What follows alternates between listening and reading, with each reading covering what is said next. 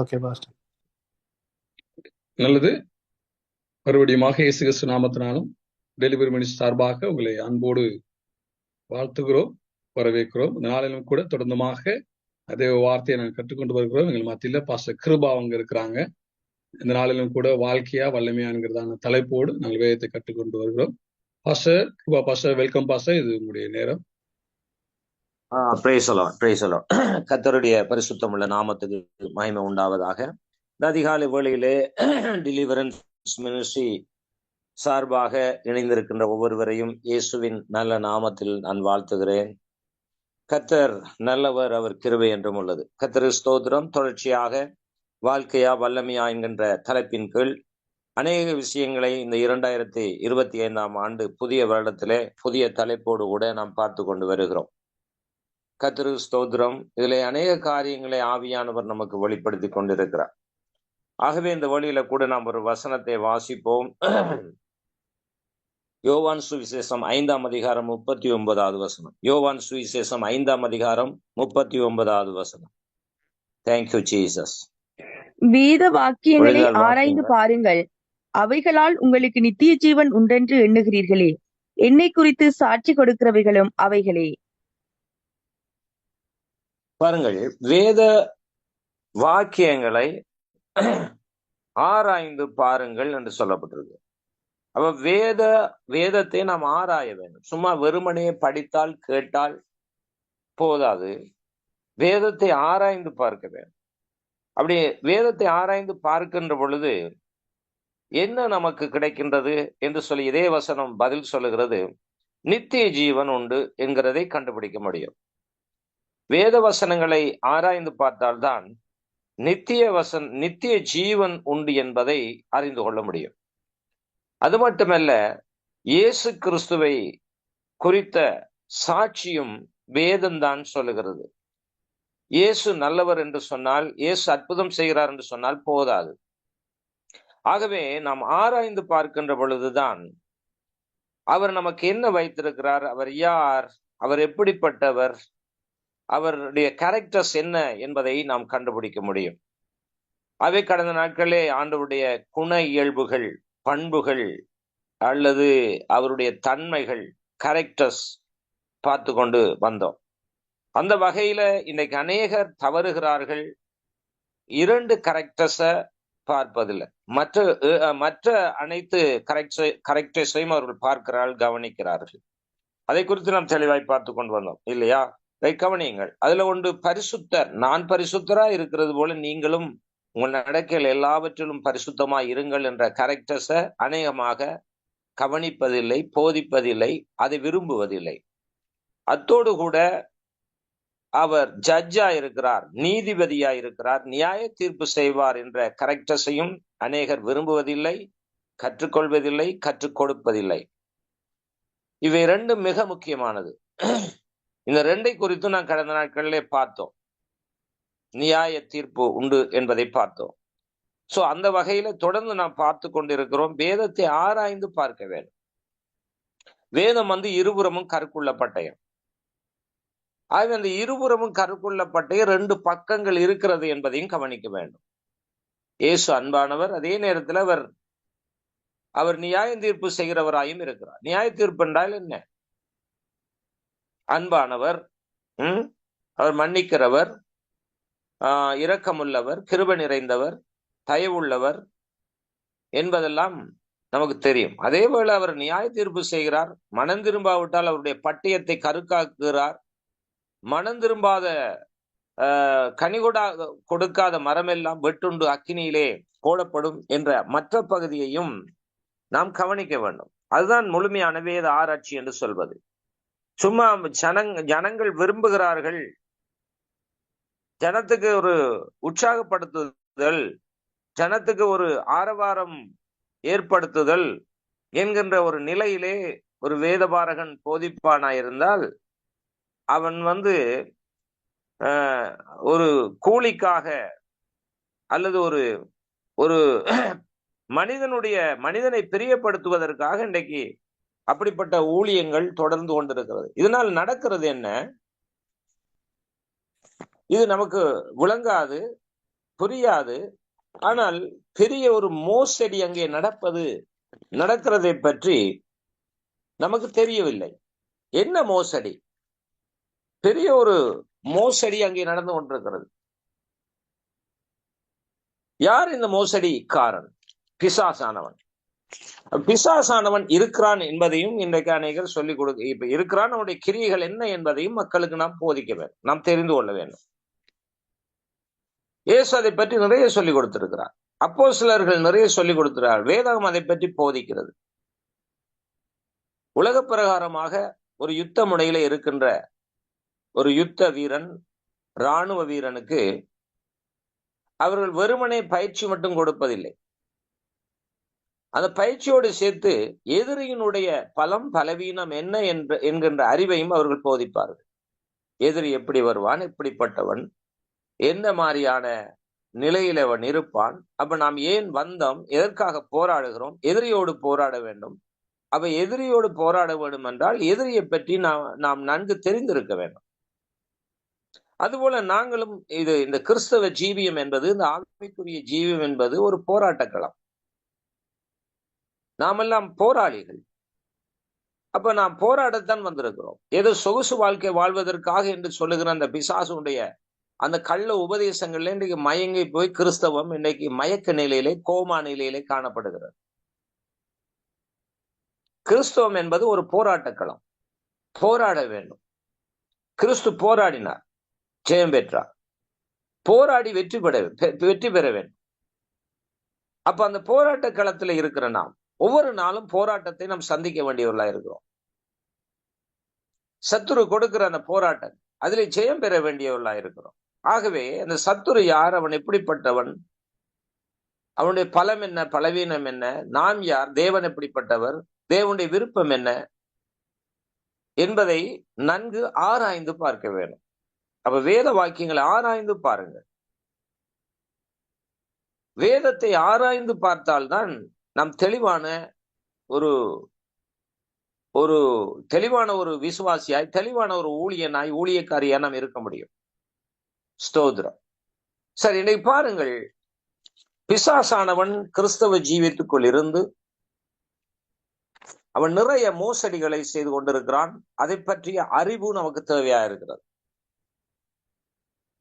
ஸ்தோத்திரம். ஹல்லேலூயா. கவனியங்கள், இன்றைக்கு தவறாக வேதவசனம் போதிக்கப்படுகிறது. ஆனால் தவறுக்கும் நாம் அல்லேலூயா சொல்லுகிறோம், ஆமீன் சொல்லுகிறோம். நல்லதுக்கும் ஆமீன் சொல்லுகிறோம், அல்லேலூயா சொல்லுகிறோம் என்றால் அது என்ன? ரெண்டு தலைமைத்துவம் இருப்பதாக கடந்த நாட்களை பார்த்து கொண்டிருக்கின்றோம். ஒன்று இயேசு கிறிஸ்துடைய தலைமைத்துவம், இன்னொன்று அந்தி கிறிஸ்துடைய தலைமைத்துவம். சோ இந்த தலைமைத்துவம் ரெண்டையும் நன்றாக அறிந்து கொள்ள வேண்டும், ஆராய வேண்டும். சும்மா சாதாரணமான ஒரு அறிவு இருந்தால் அதுல எந்த பிரயோசனம் இல்லை. அதான் வேதம் சொல்லுகிறது, தேவனை அறிகின்ற அறிவிலே வளருங்கள். அப்ப நாம் தேவனை அறிகின்ற அறிவிலே வளர வேண்டும். அந்த அறிவு நமக்கு தேவையா இருக்கிறது. அப்பொழுதுதானே நாம் எது சரி, எது பிழை, எது அந்தி கிறிஸ்துடைய தலைமைத்துவம், எது இயேசு கிறிஸ்துடைய தலைமைத்துவம்னு கண்டுபிடிக்கலாம். ஆகவே என்னை கேட்டுக்கொண்டிருக்க அன்பானவர்களே, இந்த காலை பொழுதிலே நாம் மிகவும் அதிகமாய் வேதத்தை ஆராய வேண்டியவர்களாக இருக்கிறோம். கர்த்தருக்கு ஸ்தோத்திரம். இரண்டு தலைமைத்துவம் இருக்கிறது. வாசிக்கலாம். நான் வாசித்த பகுதி தான், உங்களுக்கு தெரிந்த பகுதி தான். பாருங்கள், இன்னைக்கு ஆவியானவர் வித்தியாசமான முறையிலே நம்மோடு பேச போகிறார். யோவான் சுவிசேஷம் 8வது அதிகாரம், யோவான் சுவிசேஷம் 8வது அதிகாரம் 38வது வசனம். 38வது நான் என் வசனம். பிதாவினிடத்தில் கண்டதை சொல்லுகிறேன், நீங்களும் உங்கள் பிதாவினிடத்தில் கண்டதை செய்கிறீர்கள் என்றார். சரி, இந்த வசனத்தை நீங்கள் வாசித்து இருக்கிறீர்கள் அல்லவா? இது மேலோட்டமாய் வாசித்து முடித்திருப்பீர்கள். நிறைய நாம் பைபிள் படிக்கிறோம், வாசிக்கிறோம், பல முறைகள் வாசித்து முடித்திருக்கிறோம். 5 தடவை 10 தடவையும் கூட பைபிளை வாசித்து முடித்திருக்கலாம். அது ஒரு முக்கியம் அல்ல. வாசிக்க வேண்டும். அப்பொழுதுதான் சம்பவங்கள் இந்த இடத்துல இருக்கிறது என்ன மாதிரி என்று தெரியும். சில பேர் துப்புரா வாசிக்கிறது இல்லை, சும்மா ஏதோ கேட்டோம் கொண்டோம் பார்த்தோம்ன்றது போய்கொண்டே இருக்கிறார்கள். இங்கே கவனிங்கள், 2 பிதா இந்த இடத்திலே அறிமுகப்படுத்தப்படுகிறது. 2 பிதா என்று சொல்லுகின்ற பொழுது 2 தேவர்கள் அறிமுகப்படுத்தப்படுகிறது. இது மிகவும் ஆழமான ஒரு சத்தியம். கவனியுங்கள், இந்த இடத்திலே இயேசு ஒரு பிதாவை பற்றி சொல்லுகிறார், யூதர்கள் ஒரு பிதாவை பற்றி சொல்லுகிறார்கள். ஆனால் வெளியில இருந்து பார்க்கின்ற பொழுது 2ம் ஒன்றா அல்லது 2ம் 2ஆ என்று கண்டுபிடிக்க முடியாது. யாருக்கு கண்டுபிடிக்க முடியாது? இன்றைய கிறிஸ்தவர்களுக்கு கண்டுபிடிக்க முடியவில்லை. 2ம் ஒன்றென்று நினைத்துக் கொண்டுதான் எல்லாத்துக்கும் ஆமென் சொல்றது, எல்லாருக்கும் அல்லேலூயா சொல்றது, எல்லாரையும் எல்லாம் எல்லாம் எல்லாம் ஒன்றுதான் என்று சொல்றது. அந்த போக்கு எதனாலே என்றால் ஒரு விழிப்பு இல்லை, ஒரு தெளிவில்லை, வேதத்தை சரியா ஆராய தெரியவில்லை, அதை பற்றி அவசியம் அவர்களுக்கு தேவையில்லாதது போல் காணப்படுகிறது. இந்த இடத்துல 2 பிதா அறிமுகப்படுத்தப்படுகிறது. பாருங்கள், நான் என் பிதாவிடத்தில் கண்டவைகளை சொல்லுகிறேன். யார் சொன்னது? இயேசு கிறிஸ்து. அப்ப இயேசு ஒரு பிதாவை சொல்லுகிறார். அதனுடைய 2வது பகுதி, நீங்களும் உங்கள் பிதாவிடத்தில் கண்டதை செய்கிறீர்கள். இந்த சம்பவம் எங்கே நடந்தது, எப்படி நடந்தது என்பதை சற்று நாம் ஆராய்ந்து பார்த்தால், இயேசு கிறிஸ்து மனிதனாய் இந்த பூமியில இருந்தபோது அங்கே ஒரு பிரதானமான மதம் என்று சொல்லலாம். மதம் என்ற ரிலீஜன். என்ன பிரதானமான மதம் அங்கே இருந்தது என்றால் யூத மதம். யூதர்கள், இஸ்ரவேலர்கள் இருந்தார்கள். அப்ப யூத மத கோட்பாடுகள் இருந்தது. அது மோசேயினுடைய நியாயப்பிரமாணம் மற்றும் சங்கீதம், தீர்க்க தரிசனங்கள் அடங்கிய அவருடைய வேதாகமம் இருந்தது. புதிய ஏற்பாடு இல்லை. இந்த வேதாகமத்தை அவர்கள் தினந்தோறும் வாசித்தார்கள், கற்றுக் கொடுத்தார்கள். சிறு பிள்ளையிலிருந்து குழந்தை, அதாவது வயிற்றில் இருக்கிற பிள்ளைகளுக்கும் கற்றுக் கொடுத்தார்கள். இதை குறித்து நான் சொல்லியிருப்பேன். அதை தொடர்ந்து நாம் சொல்லிக் கொண்டிருக்க தேவையில்லை. வயிற்றில் இருக்கிற குழந்தைகளுக்கும் யூதர்கள், இஸ்ரவேலர்கள் அவர்களுடைய வேதாகமத்தை கற்றுக் கொடுத்தார்கள். அவர்கள் தேவாலயம் இருந்தது, பலிகளை செலுத்தினார்கள், பண்டிகைகளை கொண்டாடினார்கள், பாடல்கள் பாடினார்கள், இசைக்கருவிகளை இசைத்தார்கள். தேவனை ஆராதித்தோம் என்ற பெரிய ஒரு மமதம் அல்லது பெரிய ஒரு கௌரவம் அல்லது பெரிய ஒரு பெருமைகள் கொண்டிருந்தார்கள். ஆனால் இவர்கள் யாரை ஆராதித்தார்கள் என்பதை அவர்களுக்கு தெரியவில்லை. ஆனால் அவர்களுக்கு தெரியப்படுத்தினார் இயேசு கிறிஸ்து. இந்த காலகட்டத்திலே தான் இந்த நிகழ்வு நடைபெறுகிறது. இங்கே திரும்பவும் நான் வாசிக்கிறேன். 8:38 நான் என் பிதாவிடத்தில் கண்டவைகளை சொல்லுகிறேன், நீங்களும் உங்கள் பிதாவிடத்தில் கண்டதை செய்கிறீர்கள் என்றார். இப்போ 2 பிதா அறிமுகப்படுத்தப்படுகிறது. 2 பிதா அறிமுகப்படுத்தப்படுகிறது. நீங்கள் அன்மியூட் பண்ணி, மைக்கை அன்மியூட் பண்ணி சொல்லலாம். யார் 2 பிதா? இந்த இடத்துல சொல்லப்படுகிற இயேசு கிறிஸ்து சொன்ன பிதா யார்? நீங்கள் சொல்லலாம். இயேசு கிறிஸ்து சொன்ன பிதா யார்? இயேசு கிறிஸ்து சொன்ன பிதா பரலோகத்தின் பிதா தேவன். இயேசு கிறிஸ்து சொன்ன பிதா தேவன். மற்றவர்கள் இருக்கிறீங்களா?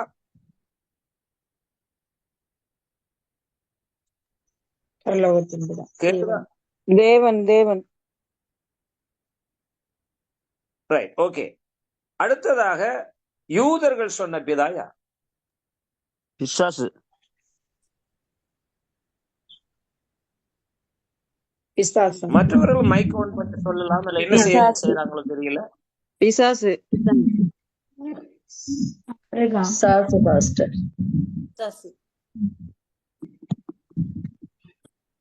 ஓகே, சரியானதை சொல்லுகிறீர்கள், நல்லது. அப்ப இந்த 2 பிதா இருக்கிறது என்பது இப்பொழுது ஏற்கனவே நமக்கு தெரிந்தாலும் இப்பொழுது நாம் இதை கவனிக்கிறோம் இந்த வேத பாடத்துல.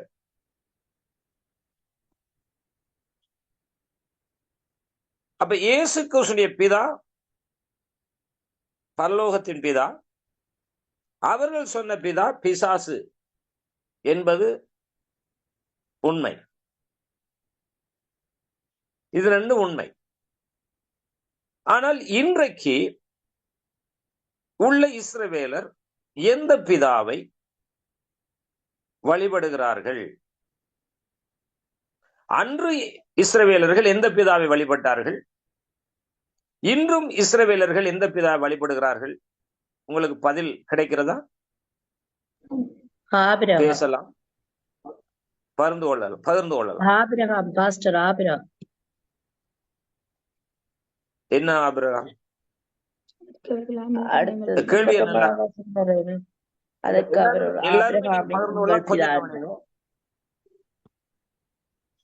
இல்ல, நல்ல கவனிங்க. இந்த வேதாகமத்தின் படி போவோம். ஒருவேளை நாம கற்றுக்கொண்டது பிழையான பாடங்கள் கற்றுக்கொண்டு இருக்கிறோம். அன்னைக்கு நான் ஒரு பைபிள் ஸ்டடி நடத்தினேன். உண்மை எல்லாரும் ஃபீட்பேக்ல சொன்னார்கள், நாங்கள் இவ்வளவு நாளும் தவறாய் கற்றுக்கொண்டிருக்கிறோம், அந்த தவறான போதனை தான் எங்களுடைய மனதில் இருக்கிறது என்று சொன்னார்கள். அது ஒன்றை கவனியுங்கள், எல்லாரும் விழிப்பாயிருங்கள். என்றால் இது ஒரு முக்கியமான நேரம்.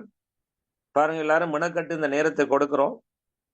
ஆகவே நீங்கள் என்னது, நீங்க இதை இந்த ஒன் பண்ணிட்டு நீ உங்களுடைய வேலைகளையோ அல்லது வேற நித்திரையிலையோ அல்லது இப்படி இருக்காதீர்கள். அப்படி இருந்தால் சரியில்லை. ஏண்டா 1-2 பேர் மட்டும்தான் அந்த பதில் சொல்லுவார்கள், மற்றவர்கள் எங்க இருக்கிறார்கள்னு தெரியவில்லை. கோபிக்காதீர்கள். கொஞ்சம் இந்த நேரம் காலம் எல்லாம் மிகவும் விலையேற பெற்றது, பெருமதியானது. அதில் நாம் காலத்தை பிரயோஜனப்படுத்திக் கொள்ள வேண்டும். இவ்வளவு கவனிக்க முக்கியமான ஒரு காரியத்தை நாம் கவனிக்கிறோம். அன்றைக்கு இந்த வேதாகமத்திலே பார்த்த யூதர்கள் சொல்லுகிற பிதா யார் என்று கேட்ட பொழுது உண்மையான பதிலை சொன்னீர்கள், அது பிசாசு. அப்ப அவர்கள் யாரை வழிபட்டு வந்திருக்கிறார்கள்? கொஞ்சம் நிறுத்தி நிதானமா, ஓடாமல், உணர்ச்சி வசப்படாமல் கவனமாய் படிப்போம். அன்றைக்கு அவர்கள் தொழுது கொண்ட பிதா யார்? திரும்பவும் நான் கேட்கிறேன். இயேசு கிறிஸ்து வாழ்ந்த காலத்திலே இயேசு சொல்லுகிறார், நான் பிதாவிடத்தில் கண்டதை சொல்லுகிறேன், நீங்கள் உங்கள் பிதாவிடத்தில் கண்டதை செய்கிறீர்கள், சொல்லுகிறீர்கள் சொன்னார். அப்ப 2 விதமான பிதா அங்கே இருக்கிறது. ஒன்று இயேசு கிறிஸ்துடைய பிதா, இன்னொன்று யூதர்களுடைய பிதா அல்லது இஸ்ரவேலுடைய பிதா. இப்ப நான் கேட்கிறேன், கவனியுங்கள், படிப்போம், ஆராய்வோம். அன்றைக்கு இயேசு கிறிஸ்து வாழ்ந்த காலத்திலே அவர்கள் எந்த பிதாவை தொழுது கொண்டார்கள் என்றால் எல்லாருக்கும் தெரியும். நீங்களும் சொன்னீர்கள், பிசாசை தொழுது கொண்டார்கள். கவனிக்கிறீங்களா? வேதாகமத்தின்படி. அப்ப இன்றைக்கு உள்ள இஸ்ரவேலர் அல்ல இஸ்ரவேலர் என்று சொல்லப்படுகிறவர்கள் எந்த பிதாவை, இயேசு கிறிஸ்துடைய பிதாவை தொழுது கொள்கிறார்களா அல்லது அவர்கள் சொல்லுகின்ற பிதாவை தொழுது கொள்கிறார்களா? தயவு செய்து நீங்கள் பதில் சொல்லலாம். ஏன்னா பதில் தெரிந்தால்தான் சரியானதை கற்றுக்கொள்ளலாம். அவர்கள் சொல்லுகிற பிதாக்கள் அவங்க 44ஆம் வசனம் சொல்லுகிறது, நீங்கள் உங்கள் பிதாவாகிய பிசாசானவளால் உண்டானவர். Very good. இப்ப நான் கேட்கிற கேள்வி, ஓகே, அது சரி, இல்ல அது சரி. ஆனால் நான் கேட்கிற கேள்வி என்ன, இது நம்ம ஆராய்கின்ற ஒரு காரியம். சும்மா ஒரு அடிச்சிட்டு டைமை வேஸ்ட் பண்ணிட்டு போறது இல்ல. இப்ப நாம சரியான ஒரு கருத்து நமக்கு தேவை, சரியான ஒரு பதில் நமக்கு தேவை என்பதற்காக நான் கொஞ்சம் வித்தியாசமா உங்கள் மத்தியில கேட்கிறேன். கொஞ்சம் கவனியுங்கள். அன்றைக்கு இயேசு கிறிஸ்து அறிமுகப்படுத்தின பிதா பரலோகத்தின் பிதா என்பது தெரிகிறது. ஆனால் அன்றைக்கு யூதர்களும் இஸ்ரவேலரும் சொன்ன பிதா, இன்னைக்கு சிஸ்டர் சொன்னது போல இந்த 44ஆம் வசனம் சொல்லுகிறது, ஓப்பனா ஆண்டவர் சொல்றார், அது பிசாசு. இப்ப நாங்களும் அதை தெரிந்து கொண்டோம். அப்ப இன்றைக்கு உள்ள இஸ்ரவேலர் எந்த பிதாவை தொழுது கொள்ளுகிறார்கள்? இயேசு கிறிஸ்துடைய பிதாவையா, அல்லது அன்றைக்கு அவருடைய மூதாதையர்கள் தொழுது கொண்ட அந்த 44 சொல்லுகின்ற அந்த பிதாவையா? பதில் சொல்லுங்க. 44 உள்ள வசனத்தின் படிதான் பாஸ்டர் அவங்க ஆமா, அன்னைக்கு இருந்த மாஸ்டர் பிசாசை தொழுது கொள்ளுகிறார் பிதா. மூதாதையர்கள் முறைமையின்படி செயல்படுகிறார். மற்றவர்கள் அவரை உங்கள் என்ன பிதா சொல்றது? என்று நீங்கள் பாஸ்டர் அவங்க நாங்க தேவனை தான் தொழுது கொள்றோம் என்று சொல்றாங்க. ஆனாலும் அவரை சரியா அறிஞ்சு கொள்ளல. சொல்றதுலாம் இருக்கிறது, ஆனா Okay. சரியா தேவனை புரிஞ்சு கொள்ளல என்று சொல்றாரு. அப்ப அவங்க இன்றைக்கும் இப்ப அதுதான் சொல்றாங்க. direct இல்ல, இப்ப நேரடியான கீதா சிஸ்டர் நேரடியான கேள்வி கவனிங்க. அன்றைக்கு அவர்கள் பிதா என்று அறிமுகப்படுத்தினது ஓப்பனா தெரியுது 44 வசனத்துல பிசாசு என்பது. அப்ப இன்றைக்கு அவர்கள் யாரை தொழுது கொள்ளுகிறார்கள்? பிசாசுதான். இன்றைய இஸ்ரவேலர் பிசாசுதான். சொரூபத்தை அவங்க தாய் பாஸ்டர் தகப்பன் பாஸ்டர் செய்த தேவனை தான் தொழுது பாஸ்டர் கொள்றாங்க. சொரூபத்தை துருவம் எல்லாம் இல்லை. இன்றைக்கு இஸ்ரவேலர்கள் தேவனை தான் தொழுது கொள்றாங்க. இன்றும் அவங்க தாய் தகப்பன் செய்த வழியாவே இன்றும் செய்து வராங்க. அதே பிசாசை தான் இன்றைக்கும் வழிபடுறாங்க. பாருங்க, அந்த தம்பி அருமையான பதில் நேரடியா சொன்ன. ஏன்னா அவன் சொல்றது தயங்குறோம். ஏன்னா அது சரியா இருக்குமோ பிழையா இருக்குமோ என்ற ஒரு, ஏன்னா நமக்கு சரியான தெளிவு இல்லாதனாலதான் கொஞ்சம் டவுட் அடிச்சுட்டு நிக்கிறோம். நேரடியான பதில். இப்போ இந்த தம்பி சொன்னது கேட்டீங்க. அந்த பாரம்பரியத்துக்குள்ளதான் இன்றைக்கும் இருக்கிறார்கள். கவனிச்சிங்களா? இதுதான் உண்மை.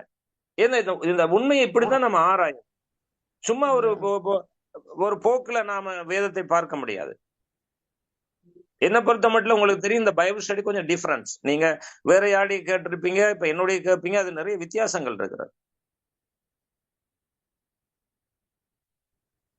உங்களுக்கு தெரிந்ததை சொல்வதில் என்ன பிரயோசனம்? சொன்னதையே சொல்லுவதில் என்ன பிரயோசனம்? அல்லது மேலோட்டமான ஒரு விஷயத்தை சொல்வதில் என்ன பிரயோசனம்? நான் ஏற்கனவே சொன்னது போல கவலை, கஷ்டம், துன்பம், கடன் பிரச்சனை, இதையே சொல்லி சொல்லி சொல்லி காலத்தை போக்குறதை விட முதலாவது கண்டுபிடிக்க வேண்டும், ஆராய்ந்து பாருங்க. சரி, இப்ப கவனிங்க, இந்த 2 பிதாவுக்கு இடையில என்ன வேறுபாடுகள் வாசிப்போம். 2 கொரிந்தியர் 4வது அதிகாரம் 4வது வசனம்.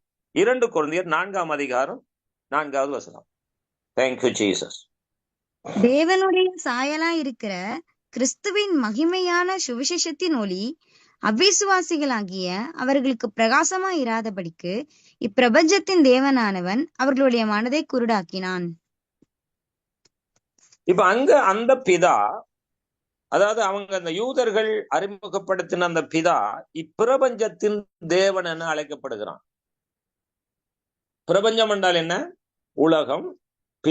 தேவன் என்றா யார்? பிதா, கடவுள்.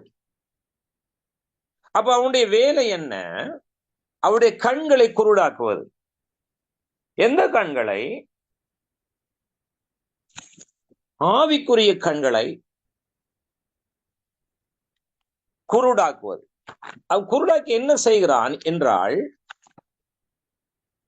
இயேசு கிறிஸ்துவினுடைய முகத்தில் உள்ள சுவிசேஷத்தின் ஒளியை அவர்கள் பெற்றுக்கொள்ள கூடாது என்பதற்காகவே அவன் அவருடைய மனக்கண்களை, ஆவிக்குரிய கண்களை குருடாக்கி வைத்திருக்கிறார். வெளி தோற்றத்துக்கு அவர்கள் என்ன செய்கிறார்கள்? நாங்கள் இஸ்ரவேலின் தேவன், ஆபிரகாமின் தேவன், ஈசாக்கின் தேவன், யாக்கோப்பின் தேவனை தான் வழிபடுகிறோம், அவருக்குத்தான் பண்டிகைகளை கொண்டாடுகிறோம், அவருக்குத்தான் நாங்கள் பலிகளை செலுத்துகிறோம், பாடல் ஆராதனைகளை செய்கிறோம், அவருடைய வேதத்தை தான் நாங்கள் தியானிக்கிறோம் என்று சொல்லி இவர்களை அவன் ஏமாற்றிக் கொண்டிருக்கிறான். எவன்? இப்பிரபஞ்சத்தின் தேவனானவன். எனவே அவருடைய மனக்கண்கள் குருடாக்கப்பட்டிருக்கிறது. அவர்களுக்கு எந்த சத்தியத்தை சொன்னாலும் அவர்களுக்கு மண்டையிலே ஏறாது. அவர்கள் அந்த பாரம்பரியத்துக்காகவே இருப்பார்கள். இன்றைக்கு பாருங்க, மற்ற ரிலீஜனும் அப்படித்தான் இருக்கிறது. முஸ்லிம்கள் எடுத்துக்கொள்ளுங்க, பாரம்பரியத்துல வளர்ந்தார்கள், சத்தியம் அவர்களுக்கும் தெரியாது. இந்துக்களை எடுத்துக்கொள்ளுங்க, பௌத்தர்களை, மற்ற ஏனைய சமயங்களை அல்லது மதத்தை எடுத்துக்கொண்டால் மிகவும் கடினமாயிருப்பார்கள். இந்துக்களையும் எடுத்துக்கொள்ளுங்கள். இதை பாருங்க, இந்தியாவில எல்லாம் RSS என்கின்ற ஒரு அமைப்பு இருக்கிறது. விஸ்வ இந்து பரிஷத், இந்து முன்னணி மற்றும் வேற என்ன நிறைய அமைப்புகள் இருக்கிற இந்துக்கள்ல. அவர்கள் பாருங்க கொலையும் செய்வார்கள். என்னால் அந்த வெறித்தன்மை அவர்கள் அறிமுகப்படுத்துகிற பிதா யார், தேவன் யார்? முஸ்லிம்களை பாருங்கள், அல்லாஹ் என்று சொல்லி ஆணித்தரமாய் இருக்கிறார்கள். அல்லாஹ்வுக்காக நாங்கள் உயிரையும் கொடுப்போம் என்று எத்தனை பேர் உயிரை விட்டு இருக்கிறார்கள். அப்ப அவர்கள் அறிமுகப்படுத்துகின்ற கடவுள் யார்? இங்கே யூதர்களும் வெறித்தனமாய் இருக்கிறார்கள். எதுல? அந்த மதத்துல மதப்பற்று இருக்கிறது, வெறித்தனமாய் இருக்கிறார்கள். எனவே நிறைய தீர்க்கதரிசிகளை கொண்டிருக்கிறார்கள். ஏன்? அவர்கள் உண்மையான சத்தியத்தை, உண்மையான பிதாவை, கடவுளுடைய வார்த்தையை சொல்லுகிறவர்களை கொண்டிருக்கிறார்கள். இந்த 3 பேருக்கு இடையில் என்ன வித்தியாசம் இருக்கிறது? தயவு செய்து நீங்கள் பதில் சொல்லலாம். இப்பொழுது 3 மதத்தை, நிறைய இருக்கிறது, இருந்தாலும் 3 மதத்தை நாம் இப்பொழுது சொன்னோம். இதுல 3 மதத்தினுடைய கடவுள்கள் யார்? பேசுங்கள், கதையுங்கள், சொல்லுங்கள்.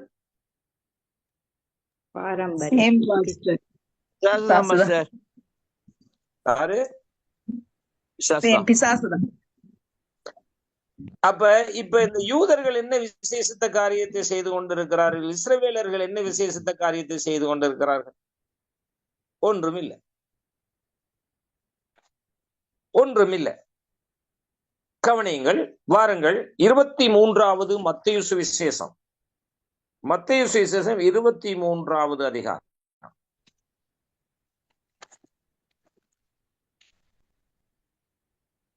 26வது வசனத்தை வாசியுங்கள். 26வது வசனம். குருடனான பரிசேயனே, போஜன பான பாத்திரங்களின் வெளிப்புறம் சுத்தமாகும்படி அவைகளின் உட்புறத்தை முதலாவது சுத்தமாக்கு. அப்ப குருடனான பரிசேயனே என்று சொல்லப்பட்டிருக்கிறது.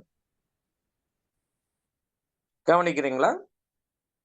யார் இந்த பரிசேயர்? யார் இந்த வேதபாரகர்? இவர்கள் தான் அன்றைக்கு இருந்த போதகர்கள். அன்றைக்கு இருந்ததான இன்றைக்கு சொல்லுகிறோமே, பிஷப் என்று சொல்லுகிறார்கள், குருக்கள் என்று சொல்லுகிறார்கள், இப்படி பல இதிலே அழைக்கப்படுகிறார்கள். அப்ப இவர்கள் எப்படி இருக்கிறார்கள் என்று வேதம் அறிமுகப்படுத்துகிறது. குருடர்களாயிருக்கிறார்கள். எப்படி இவர்கள் குருடரானார்கள்? 2 கொரிந்தியர் 4:4 வாசித்தோமே. எப்படி குருடரானார்கள்? பிரபஞ்சத்தின் தேவனானவன் அவருடைய மனக்கண்களை குருடாக்கி வைத்திருக்கிறான்.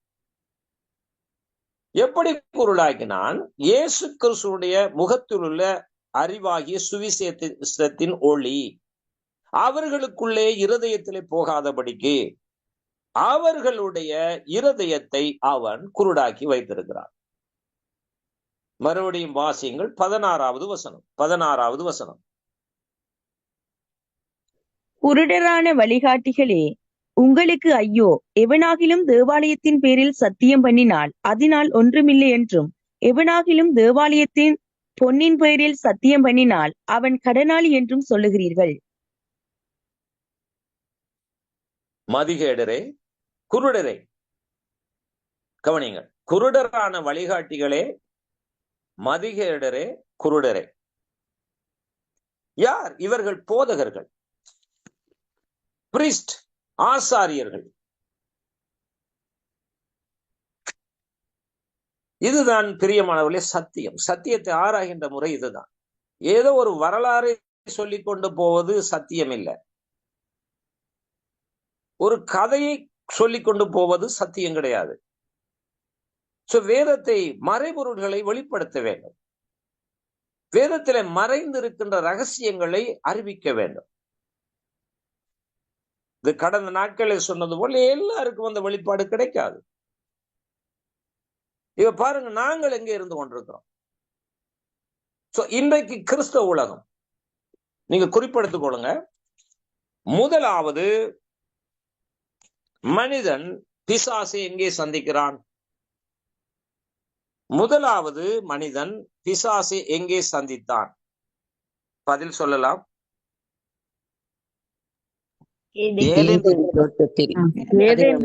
தோட்டத்தில். இப்ப நல்லது, சரியானது.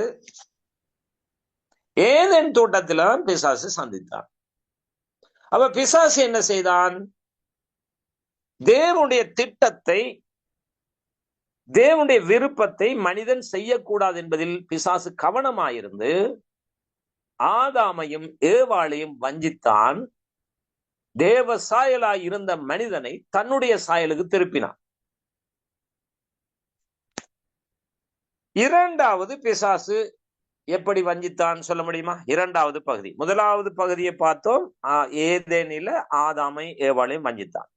அப்ப இரண்டாவது பகுதி பிசாசு இரண்டாவது சகாத் அல்லது பகுதியாக இரண்டாவது யாரை வஞ்சித்தான் உங்களுக்கு தெரியுமா?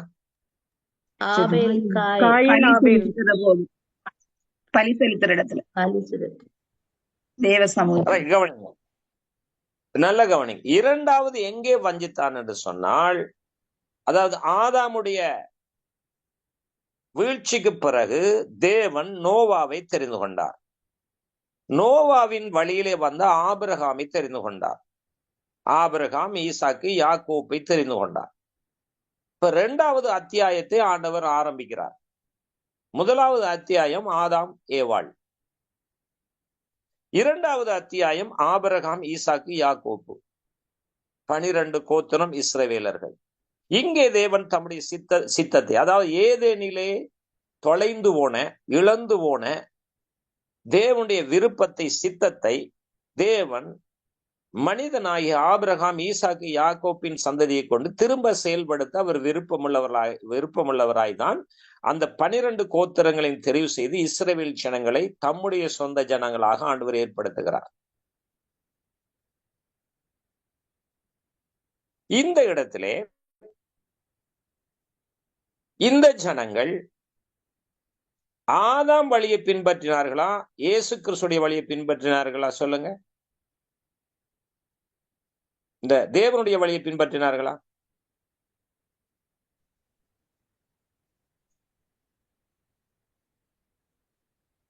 விளங்குச்சதா உங்களுக்கு? அதாவது இரண்டாவது அத்தியாயம், சரியா? இரண்டாவது அத்தியாயம். முதலாவது அத்தியாயம் தோல்வி, பிசாசு ஜெயம் எடுத்தது போல தெரிகிறது. ஜெயம் எடுத்தான், அஷ்வர், மாற்று கருத்துக்கு இடமில்லை. இரண்டாவது அத்தியாயம் இஸ்ரவேல் ஜனங்கள். இப்ப இந்த இஸ்ரவேல் ஜனங்களுக்குள்ள தேவனுடைய விருப்பம் நிறைவேற்றப்பட்டதா அல்லது பிசாசுடைய விருப்பம் நிறைவேற்றப்பட்டதா? சொல்லுங்க.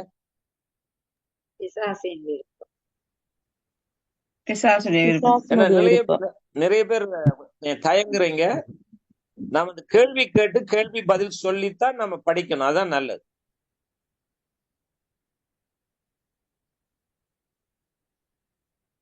சொல்லலாம். இரண்டாவது அத்தியாயத்தில் யாரை மனிதன் பிரியப்படுத்தினான்? நோவாவை நோக்கி கட்டளை சொல்லத்தானே கேட்கிறான். தேவனை பிரியப்படுத்த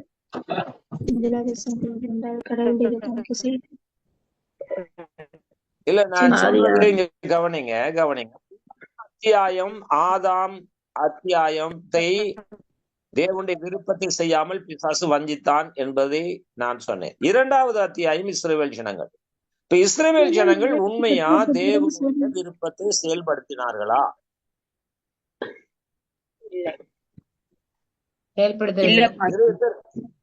நிறைய பேர் தயங்குறதுக்கு என்ன காரணம் தெரியுமா?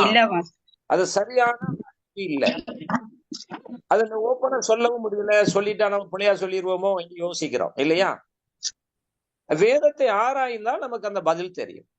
ஏன் இப்ப நாங்கள் என்ன இந்த யோவான் 8 என்ன வாட்சி கொண்டிருக்கோம், அதைத்தான் அங்க நிறைவேற்றினார்கள். ஏன்னா நீங்க வாசித்து பாருங்கள், அந்த பஞ்சாங்கமத்தை வாசிக்கின்ற பொழுது இஸ்ரவேல் ஜனங்கள் என்ன செய்தார்கள்? தேவன் கொடுத்த நியாய பிரமாணத்தை செய்தார்களா? சரி, அங்கே இருந்து வருவோமே. ஸ்டார்டிங் எங்க ஸ்டார்ட் பண்ணுது? எகிப்துல. அடிமைத்தனத்தில் இருந்த ஜனங்கள். ஆண்டவர் மோசையை கொண்டு பலத்த ஓங்கிய கரம், பலத்த புயத்தோடு கூட இயற்கைக்கு மேற்பட்ட அதிசயங்களை செய்து இஸ்ரவேல் ஜனங்களை வனாந்தரத்துக்கு அழைத்து கொண்டு வந்தார். வனாந்தரத்துல செங்கடலை பிளந்து முதல் ஸ்டார்டிங் கால் எடுத்து வைக்கிறாங்க. எங்க வனாந்தர பாதை. அதுல முதலாவது அங்கே அந்த செங்கடல் பிளக்கப்படுது. செங்கடலை பிளந்த உடனே பாட்டு படித்தாங்க. பாட்டு படித்தார்கள். அடுத்து என்ன செய்தார்கள்? யாரும் சொல்ல முடியுமா? சொல்லுங்க. பாட்டு படித்து முடிய என்ன செய்தார்கள்? முறுமுறுத்தார்கள். ஆகாரம் இல்லாமல் முறுமுறுத்தார்கள். சரியான பதில், முறுமுறுத்தார்கள். ஏன் முறுமுறுத்தார்கள்? சரி, அப்படியே போவோம். வனாந்தரத்துல எத்தனை வருஷம் முறுமுறுத்தார்கள்? சொல்லுங்க. 40 வருஷம். 40 வருஷம். ஏன் முறுமுறுக்க வேண்டும்? ஆண்டவர் தானே நடத்தி கொண்டு போகிறார். இரவிலே அக்கினி ஸ்தம்பத்திலும் பகலிலே மேக ஸ்தம்பத்திலும் தேவன் வழி நடத்தி கொண்டு போகிறார். நேரடியான அற்புதத்தை கண்ணார கண்டார்கள். இப்படி தேவனுடைய அற்புதம் வல்லமையா இறங்கின பொழுதும் ஏன் அவர்கள் முறுமுறுத்ததற்கான காரணம் என்ன? அடிக்கடி எகிப்தை திரும்பி பார்த்தாங்க. அவருடைய சுபாவங்கள் ஏன் திரும்பி பார்க்கறதுக்கு காரணம் என்ன? அவங்களோட இச்சையின்படி சாப்பாடு கிடைக்கல. தேவனை மறந்தார். அப்ப யோசிச்சு பாருங்க. அங்க இருந்து ஸ்டார்டிங் வருது. எங்க இருந்து ஸ்டார்டிங் வருது? கவனிங்க. எகிப்துல இவ்வளவு பெரிய அற்புதங்களை கண்ட இந்த தேவனால் தெரிந்து கொள்ளப்பட்ட இந்த சந்ததி, இஸ்ரவேல் சந்ததி, அடுத்தடுத்து முறுமுறுத்து நாங்க அங்க போறோம் அங்க போறோம், எங்களை கொல்றதுக்கு தான் நீங்க கொண்டு வந்தார். இந்த வனாந்தர பாதையில அவ்வளவு கஷ்டமா இருக்கு. ஆனா தேவன் எதற்கு இந்த ஜனங்களை அழைத்து கொண்டு வந்தார்? அடையப்பா, அடிமத்தனத்துல கிடக்குறீங்க, அடி வாங்கி கொண்டு நிம்மதி இல்லாம ஜீவிக்கிறீங்க. நீங்க தானே கூக்குரல் இட்டீங்க. உங்களுடைய கூக்குரலை கேட்டுதானே நான் மோசையை தெரிந்து கொண்டு மோசைக்கு பயிற்சி கொடுத்து நான் என்ன செய்தேன்? உங்களிடத்துல அனுப்பி பார்வோனோடு மோதி. பார்வோன் என்றால் யார்? சொல்லுங்க. பார்வோன் என்பது ஆவிக்குரிய பிரகாரம் என்ன? பேய், பிசாசு. கவனிக்கிறீங்க? அந்த பிசாசோட அவ்வளவு ஒரு மோதலை ஏற்படுத்தி தேவன் ஃபைட் பண்ணி இந்த ஜனங்களை வெளியில கொண்டு வந்தார். எதற்கு கொண்டு வந்தார் இந்த ஜனங்களை? சொல்லுங்க. நிம்மதியான ஒரு வாழ்வை கொடுப்பதற்கு. அந்த நிம்மதியான வாழ்வை நோக்கி போகின்ற இந்த ஜனங்கள் என்ன செய்து கொண்டிருக்கிறார்? திரும்ப நான் எகிப்துக்கு வருவேன் என்றே சொல்லிக் கொண்டிருக்கிறார். எகிப்தை நினைக்கிறார்கள். அங்க உள்ள சாப்பாட்டை நினைக்கிறார்கள், அங்க உள்ள பாரம்பரியத்தை நினைக்கிறார்கள், அங்க உள்ள குடிவரிகளை நினைக்கிறார்கள், அங்க உள்ள களியாட்டுகளை நினைக்கிறார்கள். எங்கே இருந்து கொண்டு? ஆண்டவரோடு பயணித்துக் கொண்டு. இதற்கான காரணம் தான் என்ன? இப்ப 2வது அத்தியாயம் என்ன செய்து கொண்டிருக்கிறது? அல்லாடிக்கொண்டு தள்ளாடி கொண்டு இருக்கிறது. விளங்குதா உங்களுக்கு? ஆமென். விளங்குதா? 2வதும் அதே மாதிரிதான் போகுது. என்ன கடைசியாக தேவனே என்ன செய்தார்? சரி, அவன் அந்த முறுமுறுத்தவன், அவனையெல்லாம் அழித்து போட்டு ஒருத்தன் கூட கானானுக்குள்ள போக கூடாது. 2 பேரை தவிர, காலேபும் யோசுவாவை தவிர யாரும் கானானுக்குள்ள போக கூடாது. மோசையும் போக கூடாது, ஆரோனும் போக கூடாது. கவனமா இருந்தார். அவர் நீதி உள்ளவர். இதை நீங்க நன்றாக விளங்கிக் கொள்ள வேண்டும். சும்மா ஏதோ பாட்டு படிக்கிறோம், ஊழியம் செய்கிறோம், பிரசங்கம் கேட்கிறோம், அல்லேலியா சொல்றோம், ஆமீன் சொல்றோம்னாப்புல சரி வராது. கடைசி கரெக்டர் ஜட்ஜ்மெண்ட் இருக்கிறது பாருங்க. அப்பவே அன்றைக்கு ஜட்ஜ்மெண்ட் நடந்தது. ஒருத்தன் கூட போக கூடாது. உங்களுக்கு இவ்வளவு பெரிய அற்புதத்தை காட்டி, இவ்வளவு பெரிய அதிசயங்களை காட்டி, உங்களை தகப்பனை போல சுமந்து வந்து, தாயை போல தேற்றி, எதிரிகளிடத்திலிருந்து உங்களை உங்களை என்னுடைய சொந்த ஜனங்களாக நான் நேசித்து உங்களை தெரிந்து கொண்டு இவ்வளவு நன்மைகளை செய்யும் போது, இவ்வளவு காரியங்களை செய்யும் போது, உங்களுக்கு திரும்பவும் எகிப்து தான் தேவை என்றால், திரும்பவும் பிசாசுடைய அடிமைத்தனம் தான் தேவை என்றால், உங்களை என்ன செய்வது? ஜட்ஜ்மெண்ட், நியாய தீர்ப்பு. மோசையும் போகவில்லை, ஆரோனும் போகவில்லை. 2 பேர் தான் அத்தனை லட்சம் மக்களுக்குள்ளே போய் சேர்ந்தார்கள். இதெல்லாம் எதற்கு எழுதப்பட்டிருக்கிறது? திருஷ்டாந்தங்களா எழுதப்பட்டிருக்கின்ற புதிய ஏற்பாட்டிலே சொல்லப்படுகிறது. Praise the Lord. Hallelujah. இவைகள் எல்லாம் நமக்கு திருஷ்டாங்களாக எழுதப்பட்டிருக்கிறது. அப்படின்னா ஒரு முன்மாதிரியாக எழுதப்பட்டிருக்கிறது. என்னை கேட்டுக்கொண்டிருக்கிற அருமையானவர்களே, கிறிஸ்தவ சமூகமே, இன்னைக்கு நாம் என்ன செய்து கொண்டிருக்கிறோம் என்பதை அடுத்த பக்கத்துக்கு பார்க்க போறோம். Thank you Jesus. வாசிக்கலாம். 1 கொரிந்தியர் 10வது அதிகாரம். 1 கொரிந்தியர் 10ஆம் அதிகாரம். Thank you Jesus. 1 வாசிப்போம். இப்படி இருக்க சகோதரரே, சகோதரரே, நீங்கள் எவைகளை அறிய வேண்டும் என்று இருக்கிறேன் என்றால், நம்முடைய பிதாக்கள் எல்லாரும் மேகத்துக்கு கீழாய் இருந்தார்கள். எல்லாரும் சமுத்திரத்தின் வழியாய் நடந்து வந்தார்கள். எல்லாரும் மோசைக்குள்ளாக மேகத்தினாலும் சமுத்திரத்தினாலும் ஞானஸ்தானம் பண்ணப்பட்டார்கள். எல்லாரும் ஒரே ஞான போஜனத்தை புசித்தார்கள். எல்லாரும் ஒரே ஞானபானத்தை குடித்தார்கள். எப்படியெனில் அவர்களோட கூட சென்ற ஞான கண்மலையின் தண்ணீரை குடித்தார்கள். அந்த கண்மலை கிறிஸ்துவே. அப்படி இருந்தும் அவர்களில் அதிகமான பெயர்கள் கவனிங்க. ஓகே, இப்போ உங்களுக்கு இந்த வரலாறு தெரியுமே, படித்திருக்கிறீர்கள். ஓகேயா?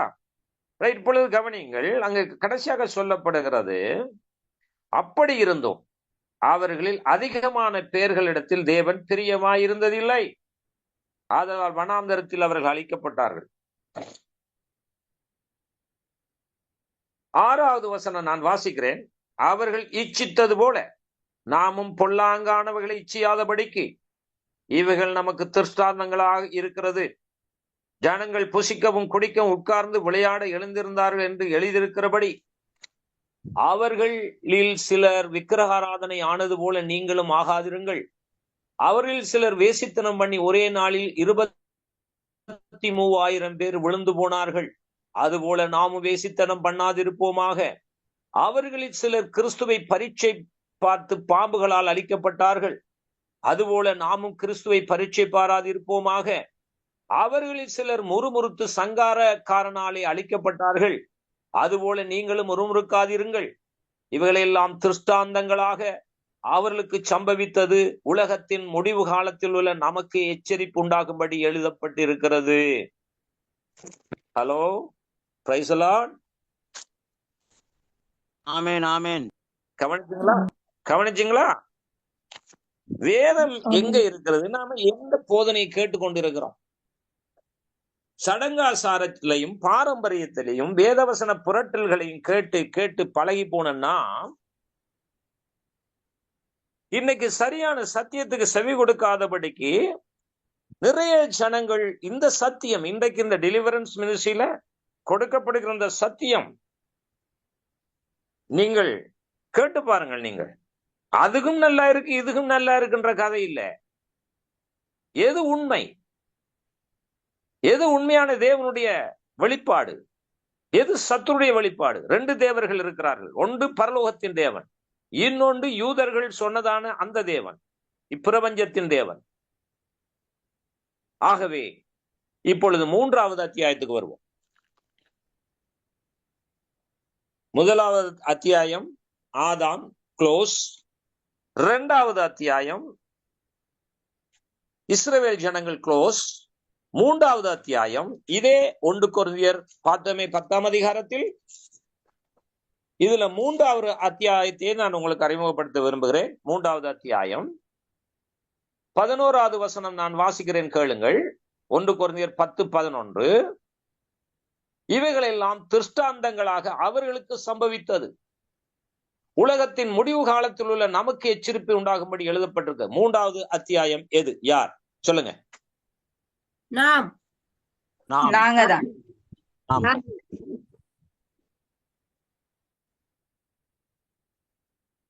இருக்கிற எல்லாருமே இதுல சொல்லலாம். ஓகே, கவனிங்க. தயவுசெய்து இந்த நேரத்தை வீணாக்கி போடாதீங்க.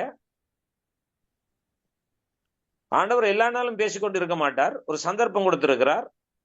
அந்த சந்தர்ப்பத்துக்கு நீங்கள் இதுல இணைந்திருக்கின்ற இந்த 26 பேரும் பாக்கியவான்கள். கிட்டத்தட்ட 30 தாண்டி வந்தார்கள், போகட்டும். கவனிங்கள், யார் தேவனால் முன்குறிக்கப்பட்டார்களோ அவர்கள் இந்த சத்தியத்தை இணைந்து கொள்வார்கள். நினைத்தா வருவேன், நினைத்தா வரமாட்டேன் இல்ல. படிக்கிறேன்டா தொடர்ச்சியாக உண்மையா படிக்கணும், உண்மையான சத்தியங்களை கற்றுக்கொள்ள.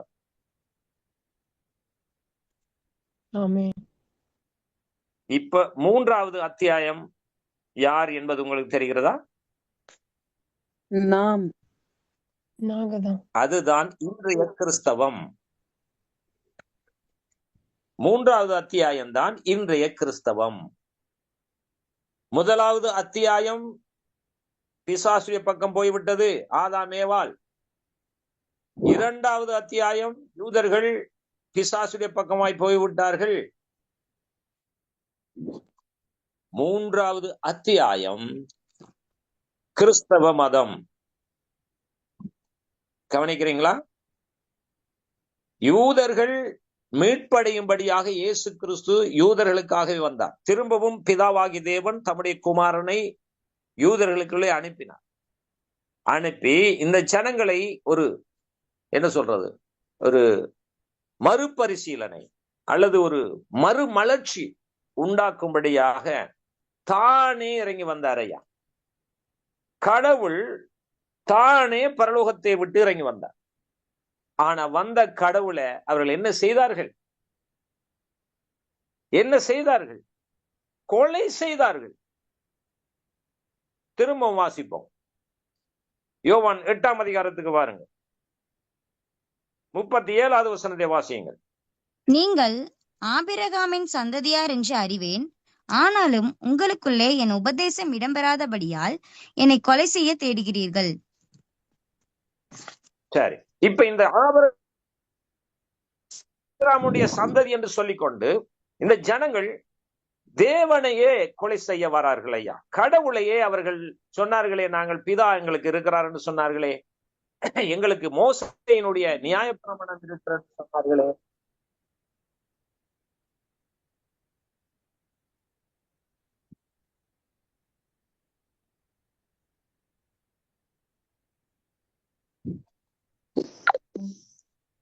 யோசித்து பாருங்கள், யார் இப்பொழுது கொலை செய்ய தேடுகிறார்கள்? நியாயப்பிரமாணம் யாரு கை கொடுக்கப்பட்டது? நியாயப்பிரமாணத்தில் எழுதியிருக்கிறவர் யார்? அவர் சொல்லுகின்ற பிதா யார்? அவர்கள் வழிபடுகிற கடவுள் யார்? அதை சத்துரு இருட்டடிப்பு செய்து கண்களை மறைத்து இயேசு கிறிஸ்துவுடைய முகத்தில் உள்ள சுவிசேஷமாகிய ஒளியை அவர்கள் கண்டுகொள்ளாதபடி பிரபஞ்சத்தின் தேவன் மனக்கண்களை குருடாக்கி வைத்தது நிமித்தம் அவர்கள் குருடர்களாய் இருக்கிறார்கள். இப்பொழுது யாருக்காக அந்த தேவாலயம் கட்டப்பட்டது, யாருக்காக ஆசாரிப்பு கூடாரம் உருவாக்கப்பட்டது, யாருக்காக பழி செலுத்தப்பட்டதோ, யார் அந்த முன் அடையாளமாக பஸ்கா ஆட்டுக்குட்டி அடிக்கப்பட்டதோ, இப்ப நிஜமான ஆட்டுக்குட்டி வந்து நிற்கும் போது பிசாசு என்ன செய்கிறான்? கொலை செய்ய வெறி கொண்டு நிற்கிறான். 39. அதற்கு அவர்கள், ஆபிரகாமே எங்கள் பிதா என்றார்கள். இயேசு அவர்களை நோக்கி, நீங்கள் ஆபிரகாமின் பிள்ளைகளாய் இருந்தால் ஆபிரகாமின் கிரியைகளை செய்வீர்களே. ரைட். இப்பொழுது நம்முடைய கிறிஸ்தவ சமூகத்திலே கிறிஸ்தவம் என்று சொல்லிக் கொள்கிறார்கள், கிறிஸ்துவை ஏற்றுக்கொண்டு இருக்கிறோம், கிறிஸ்துடைய பெயர்களிலே இருக்கிறார்கள். ஆனால் அன்றைக்கு யூதர்கள் தங்களை ஏமாற்றிக் கொண்டிருந்தவர்கள் இன்றைக்கு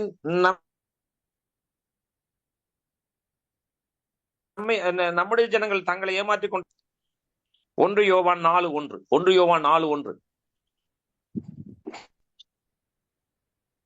பிரியமானவர்களே, உலகத்தில் அநேக கள்ள தீர்க்கதரிசிகள் தோன்றி இருப்பதினால் நீங்கள் எல்லா ஆவிகளையும் நம்பாமல் அந்த ஆவிகள் தேவனால் உண்டானவைகளோ என்று சோதித்தறியுங்கள். என்ன சொல்லப்படுகிறது? கவனிச்சீங்களா? எல்லாரும் கவனித்தீர்களா? இதை பற்றி இன்றைக்கு நீங்கள் கற்றுக்கொள்கிறீர்களா அல்லது இதற்குரிய அறிவுகளை பெற்றுக் கொள்கிறீர்களா? வாயை ஆமென். திறந்தாலே தீர்க்க தரிசனம், ஆமென். வாயை திறந்தாலே அற்புதங்கள், அடையாளங்கள், வாயை திறந்தாலே கவலை, கண்ணீர், கஷ்டம், இதையே சொல்லி சொல்லி உண்மையான சத்தியத்தை மறைக்கின்ற நம்முடைய சமூகம். பிரியமானவர்களே, உலகத்தில் அநேக கள்ள தீர்க்கதரிசிகள் தோன்றி இருப்பதினால் நீங்கள் எல்லா ஆவிகளையும் நம்பாமல் அந்த ஆவிகள் தேவனால் உண்டானவைகளோ என்று சோதித்தறியுங்கள். இதை சோதனை செய்கிறோமா? அவர் பிரசங்கம் பண்ணாலும் அல்லேலூயா, இவர் பிரசங்கம் பண்ணாலும் அல்லேலூயா. யார் எவர் நல்லவர் யார் கெட்டவர் என்று இன்று வரைக்கும் நம்முடைய சமூகம் அறியாமல் இருக்கிறதே. இதைத்தானே யூதர்களும் அறியாமல் அன்றைக்கு செய்தார்கள். பிரியமானவர்களே, எல்லா ஆவிகளையும் நம்ப வேண்டாம் என்று எல்லாரையும் நம்பாதீங்க, எல்லா போதனையும் நம்பாதீங்க. எல்லாரும் போதகர்கள் அல்ல, எல்லாரும் தீர்க்கதரிசிகள் அல்ல, எல்லாரும் மேய்ப்பர்கள் அல்ல, எல்லாரும் சுவிசேஷர்கள் அல்ல, எல்லாரும் அப்போஸ்தலர்கள் அல்ல. தெளிவாய் பைபிள் சொல்லுகிறது. அப்ப நீங்கள் எல்லாரும் எல்லாரும் எல்லாரும் கொண்டு போய் எங்க நிக்க போறோம்? யோசித்து பாருங்கள். வேதம் என்ன சொல்லுகிறது? கிறிஸ்தவம் எங்கே பயணிக்கிறது?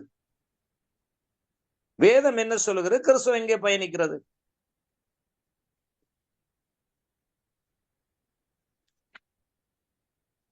நாங்களும் 3வது அத்தியாயத்தில் இருக்கிற நாங்களும் விழிப்பாய் இருக்கும்படி வேதம் சொல்லுகிறது அல்லவா? சரி, கடைசியா வாசித்து முடிப்போம். வாசியுங்கள்.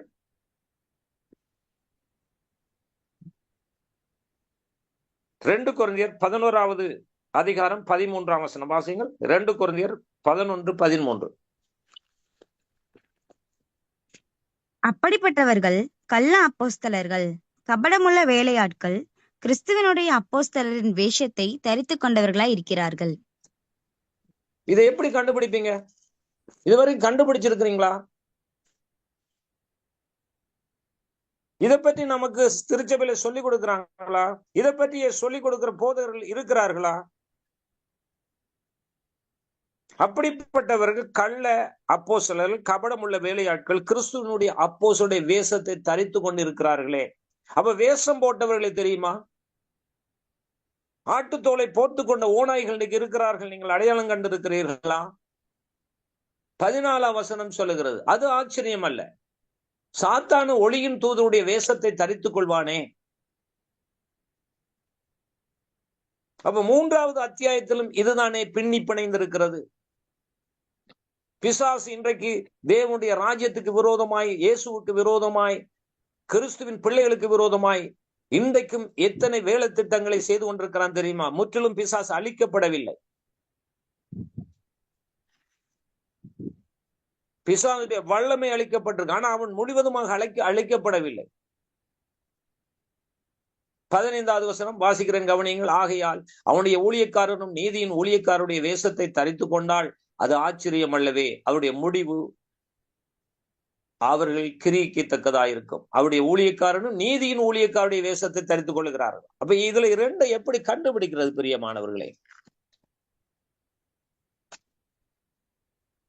தொடர்ந்து இன்னும் ஒரு வேத பாடத்திலே சந்திப்போம். கர்த்தர் உங்களை ஆசீர்வதிப்பாராக. Thank you. God bless you.